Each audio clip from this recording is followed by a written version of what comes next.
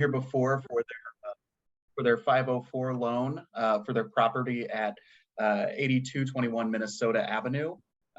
We've been working through that process on getting the approval from the SBA, which we were able to, but unfortunately with that, due to some eligibility issues with the SBA, it had to be lowered to a lower amount in order to make it work. So we're trying to work with this loan program to kind of help make up those gaps with the financing towards Go Brand Go.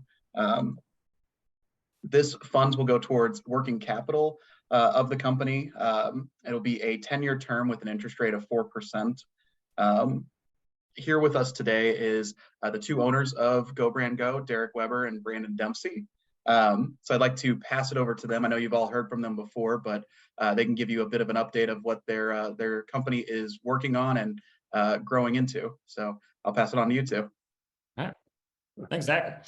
So as Zach mentioned, we bought the Carondelet School down in the Carondelet neighborhood, or Patch neighborhood. It was built in 1871, so a little over 150 years old at this point. And so we have converted that building and finished the construction, have our office there. Since we've opened up that space, we've added almost 10 employees to Go Brand Go. We've also launched a not-for-profit called the Conflux.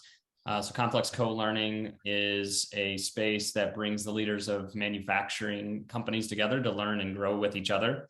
And so it's a membership-based organization, and we've been growing that as well and having events each month. And it's been really impactful in getting those leaders to work with each other on the challenges they're facing today, while also preparing for the ones that will come tomorrow. So we're on a given month, we've probably got 30 to 40 manufacturers coming through our space. We've also, not that it was meant to be an event space rental, but people have been reaching out and requesting. And so we've also made it a very low cost event space rental for different organizations. In fact, we're hosting an organization next week that's giving away 100 scholarships to women of color and several other things, and we're giving the space to them for really cheap. And so we've been able to have a pretty big impact on our business and in the manufacturing community, as well as in the Carondelet community in general. Because it's kind of served as a catalyst. What started out is us talking with Alderman Martin, previous Alderman Martin, and two organizational leaders in the neighborhood, has now talking about how cool the neighborhood could be, has now grown and developed into a de facto group called the Carondelet Stakeholders. That's now almost 80 people, and have developed a long-term neighborhood revitalization plan for Carondelet. Have moved a bunch of initiatives focusing in the triangle. We've attracted an Afghan immigrant business into the neighborhood, and other minorities and other minority business owners. And it's been really successful efforts so far, and it's been pretty exciting. And a lot of this is all stemmed from you all approving our 504 loan and allowing us to go down into these neighborhoods that are very underserved and have that sort of impact. And as Zach mentioned, with some turnover in the partnership and the bank that we were working with, and some miscommunications and a bunch of different back and forths, what was supposed to be a 90% loan ended up being an 85% loan to value, and that combined with some delays during COVID, prices going up, we shockingly went a little over budget. So between those two things, we've put about a little over $700,000 of our own cash on top of the loan into this project to make it be successful. And so we're looking at this loan as a nice little bridge way to kind of soften a little bit of the blow on the operating cash that building's taken from us. Are there any questions?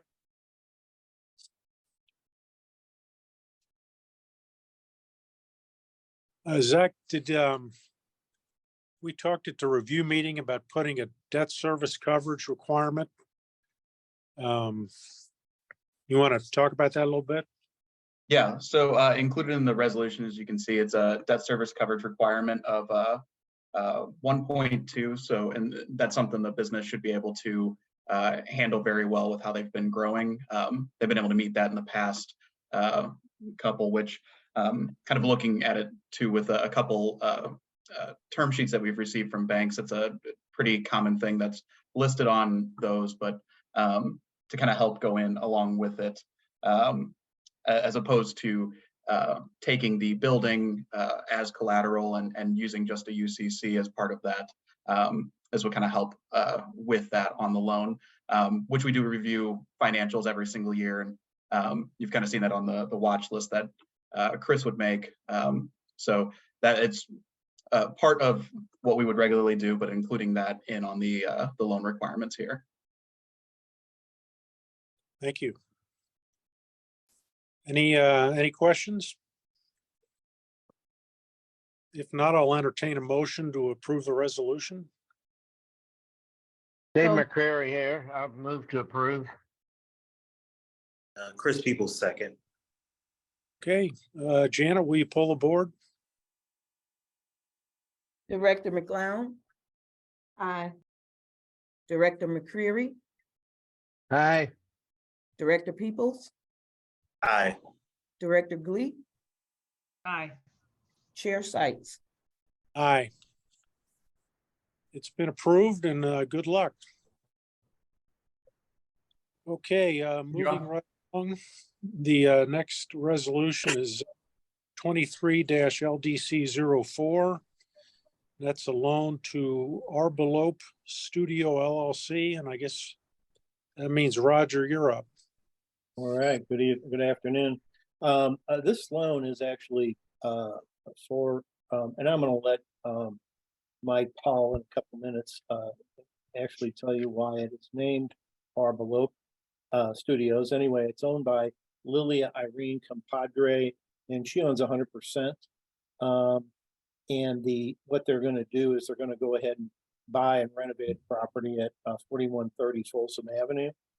And the company provides landscape architecture and urban design services, and they've even got some awards for that. The 504 is a typical structure 50-40-10, where actually the bank is doing 350,000. We're doing the 280,000, which would be the net debenture. The gross debenture is the 289,000, and then the company's putting in 70,000 or 10% equity. I think one thing we talked about is getting guarantees by Ms. Compadre, and then also from Michael Powell, who is her spouse. So anyway, and that is been agreed to. The total project is 700,000. The company currently employs 7 people. They are going to employ 4 people, which meets our criteria. But having 100% woman owner, basically they don't even have to create a job. So that is good that they're creating 4 jobs. The cash flow coverage margin is for 22 is very good at 2.33, and then for 21 it's at 2.08. And both these measurements are very good. It shows they have enough cash flow to service the debt. So anyway, Mrs. Compadre is actually teaching a class, so she cannot be here. She teaches it every Thursday. And so I'm going to turn this over to Michael Powell, who is a member of management and also works for the company full time, and he'll do a great job. So anyway, Michael, if you could just tell us a little bit about the company. Hi, everyone. It's a pleasure to be here. Yeah, so as Roger mentioned, I'm the director of marketing and public art at Arbelope Studio. We're an award-winning landscape architecture and urban design firm based here in St. Louis, and our current office is in the Grove neighborhood. We've actually won the Award of Excellence at both the local and regional level this year, which is the top award given for landscape architecture. in this case in the city and also in the Midwest. So we're doing quite well for ourselves. You might know some of our local work. It includes the transformation of the Danforth campus at Washington University in St. Louis a number of years ago. We're also the landscape architect for the new convention center expansion, as well as a number of local parks, including Love Bank Park on Cherokee Street, which broke ground yesterday, and Peace Park in the College Hill neighborhood. We specialize in civic and academic landscapes, so high impact, high design landscapes that improve ecological resilience, stormwater management, and social equity. So we're really interested in how people and local ecologies can be brought together to improve people's lives here in the city, the county, and throughout the Midwest. My wife, Eliana Compadre, is the owner of Arblope. She founded it in 2015. The name is sort of an agglomeration of arbol, the Spanish word for tree, and envelope, of course, the English word. And the combination for her was an evocation of this relationship of enclosing and containing that is reciprocal between the built environment and the ecological one. We are currently in office, as Roger said, of 7 people. In the summer, we actually balloon to an office of between 10 and 12 because we take on a lot of interns. Irene and a number of our staff are also part-time faculty at Washington University in St. Louis. And so we consider mentorship a huge component of what we do here at the studio. We anticipate growing as we have, with an average of 1 to 2 new full-time hires every year. And we are currently in an office that is 1,200 square feet. So we are drawing on top of each other at the moment, and we need room to expand. We love to stay in our current ward, and we happen to find an incredible property in the Botanical Heights neighborhood that will allow us to stay where we are, to grow through the length of our corporate life. It happens to be in a great school district right next to the City Garden Montessori, and we just couldn't be more excited about this project, and we hope you're able to support us on it. Thank you. And Mike would answer. Good presentation. Any questions for Michael? If not, I will entertain a motion to approve the resolution. I move to approve the application. Second, do I hear a second? I'll second it, Director Gleat. All right, it's been properly moved and seconded. Janet, will you pull the board?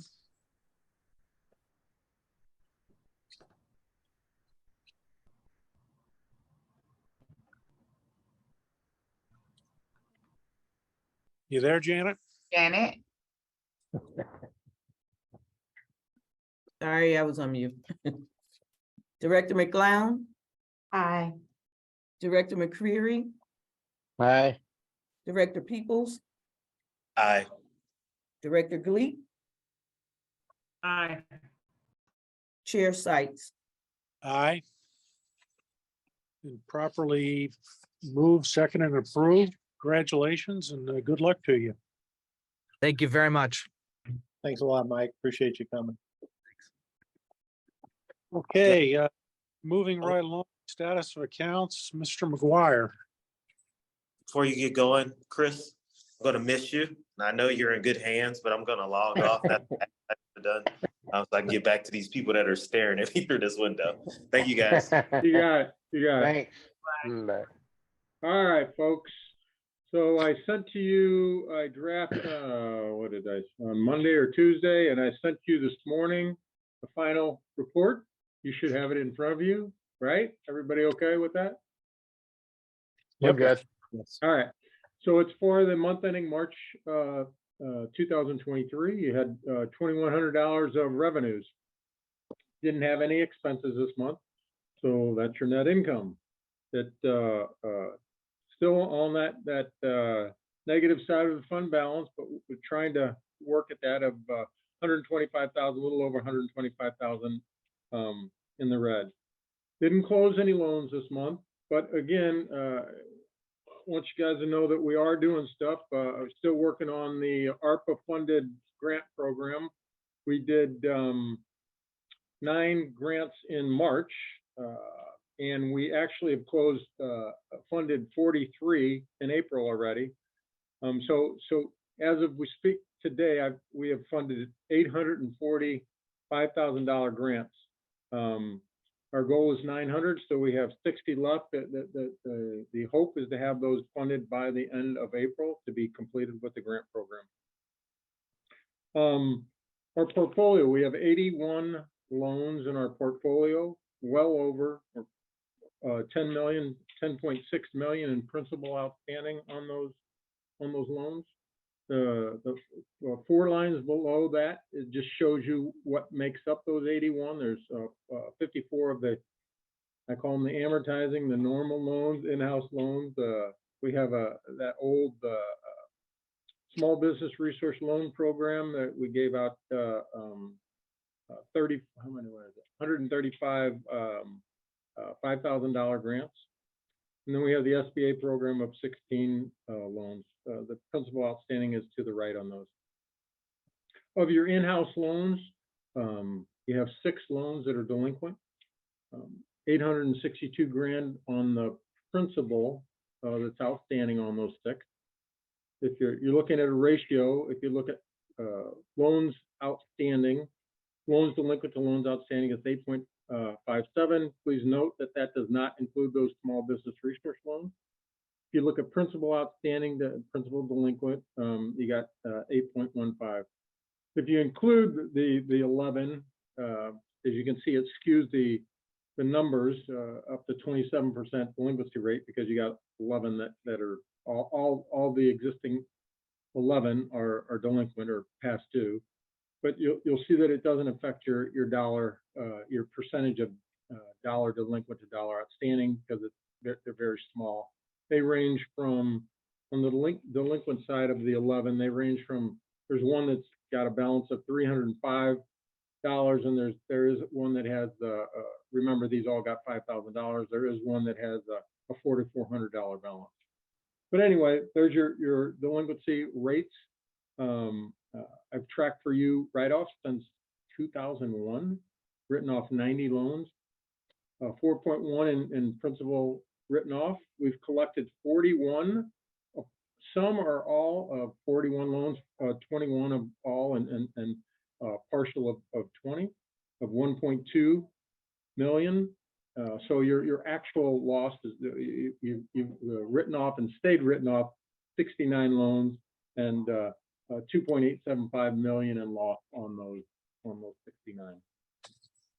Bottom of the page just shows your aging of, and I didn't include the 11, but the aging of your normal 70 loans. There's 5 that are 91 plus. There's 1 that's 30 plus, and 64 that are current.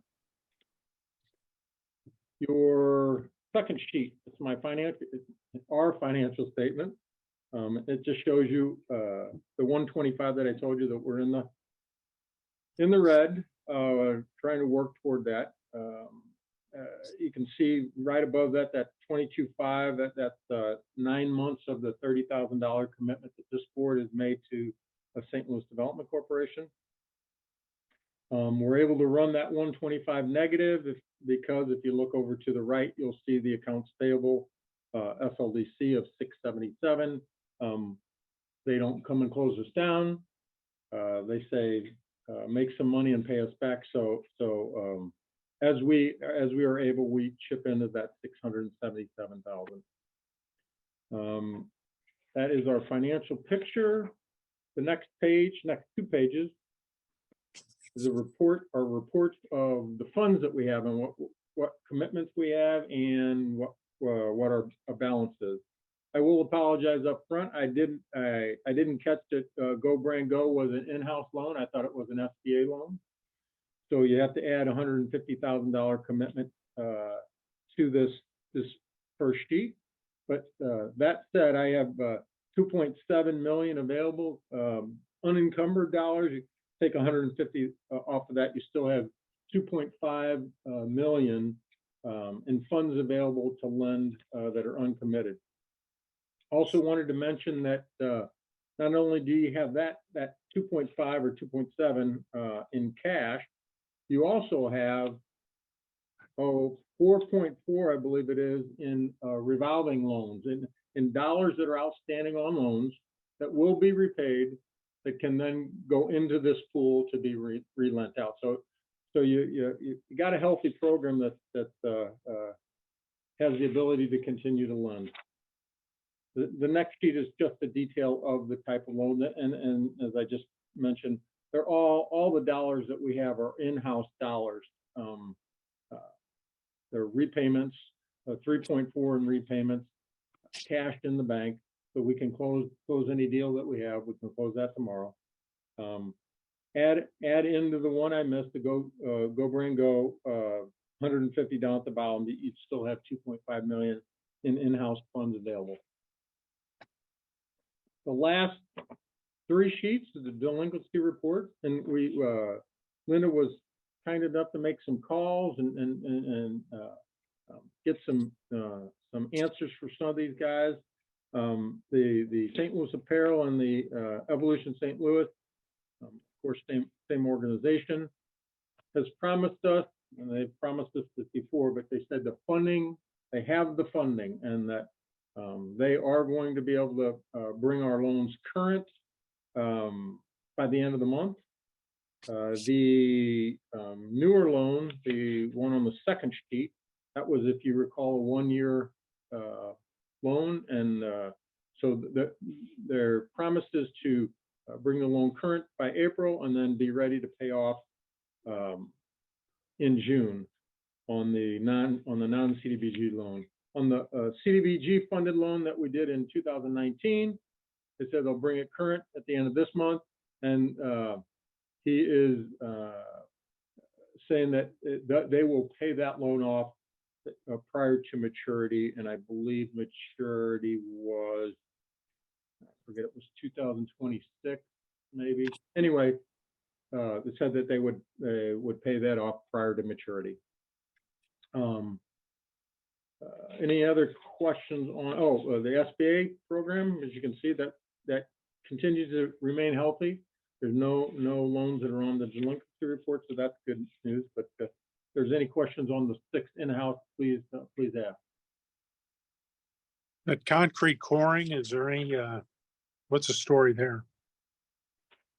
Linda, I believe you contacted them, did you not?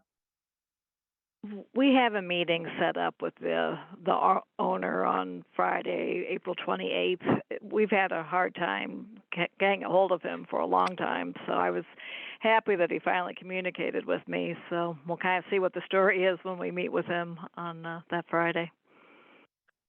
Okay.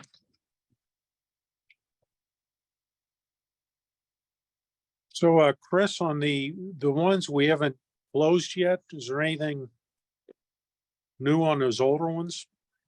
You know, I don't know. Maybe Zach's got a little information on that. Daryl, maybe?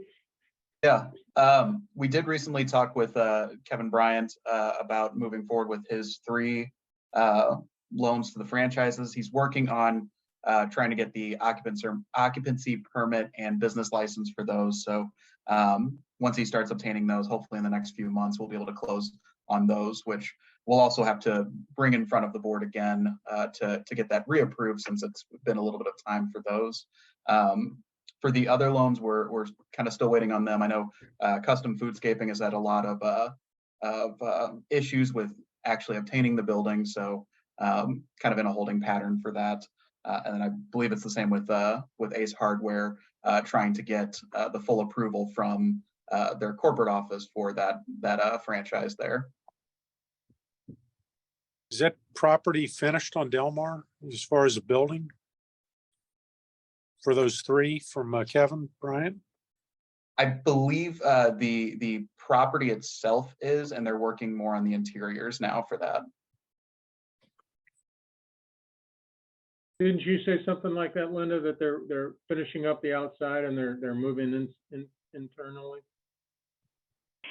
Yes, I talked to Kevin Bryant yesterday, and he said they were finishing sandblasting this week, and next week they would start the interior work. So he hopes that everything will be open in September. So I guess the interior work will go fairly quick. Okay. Any other questions for Chris? If not, we'll move along. Looks like Zach, you're up next on any update on any new activity. Yeah, so we have a total of 21 loans in our pipeline currently.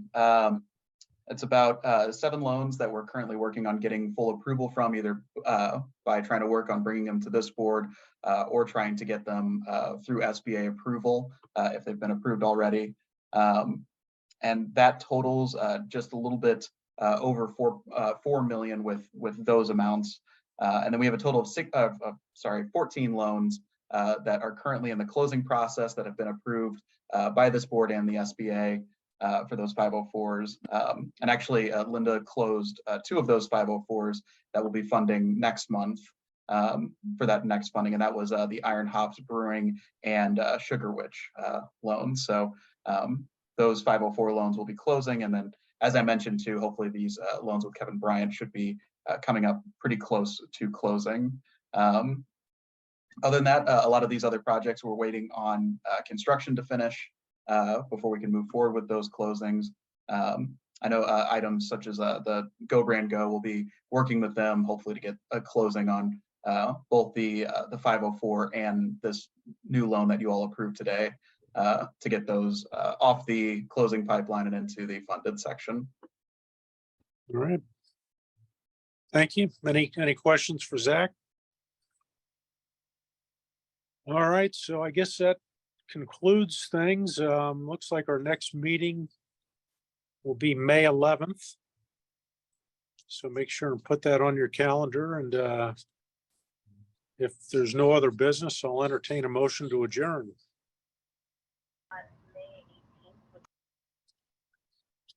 Was that a motion? I move that we adjourn the meeting, Director McGlown. All right. I'll second Director McCreary. All right, all in favor, say aye. Aye. Aye. Aye. All right, I think we're adjourned.